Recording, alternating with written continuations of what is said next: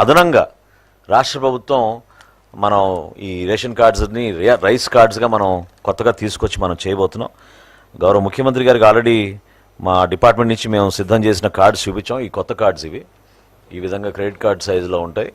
So ఇవి దీనికి we'll also have పైకి చూపించాలా ఏటీఎం కార్డ్ సేమ్ ఈ కార్డే ఉంటుంది. దీనికి మీకు క్యూఆర్ కోడ్ ఉంటుందండి, అది సేఫ్టీ ఫీచర్. సో ఈ కార్డ్ మనం కొత్తగా లాంచ్ చేయబోతున్నాం త్వరలోనే. ముఖ్యమంత్రి గారి సలహాలతోటి దానికి ఒక సిస్టమేటిక్ విధానంలో చేస్తాం. As will replace its call the rice card. బ్యాక్లో family member details, all the family member details will be there. ఇది గతంలో కన్నా మీరు చూసారు సో క్లియర్. ఇదివరకు మీకు కనపడేది కాదు, పెద్ద కార్డు ఉన్నా కూడా మీకు కనపడేది కాదు. ఇక్కడ ఏంటంటే చాలా క్లియర్గా మీకు కనపడేటట్టు ఈ ఏర్పాటు చేసాం. ఇంకా ముఖ్యం ఏంటంటే దీంట్లో మీకు అంటే ఎన్ని నంబర్ ఆఫ్ కార్డ్స్ అనేది మనకి ఈ కేవైసీ తర్వాత పూర్తవుతుంది. సో April 30th వరకు మనకి కేంద్ర ప్రభుత్వం మనకి టైం ఇచ్చింది కాబట్టి జరుగుతుంది. 93% we have completed. 93% we have completed. 7% is still there. ఏమంటే మీరు ఇంతసేపు వినలేదు అనుకుంటా.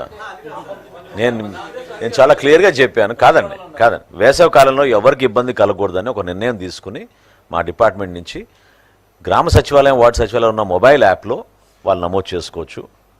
లేదా మా MDO ఆపరేటర్లు ఎవరైతే ఈ రేషన్ ఇస్తున్నారో మీకు వాళ్ళ దగ్గర ఉన్న ఈపాస్ మెషిన్లో కూడా మీరు నమోదు చేసుకోవచ్చు, చెక్ చేసుకోవచ్చు. సో ఆ వెసులుబాటు కల్పించాం. అదే తేడా అండి మా కూటమి ప్రభుత్వం.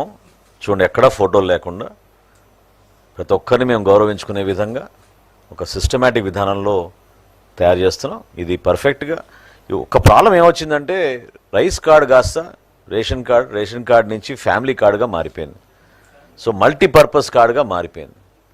సో దానివల్ల కొన్ని ఇబ్బందులు, అంటే ఇంత సంఖ్య ఇందాక మీకు చెప్పినట్టు రాష్ట్రంలో ఈరోజు 4,26,000 మందికి రేషన్ కార్డులు ఉన్నాయంటే మనమే ఆశ్చర్యపోతాం.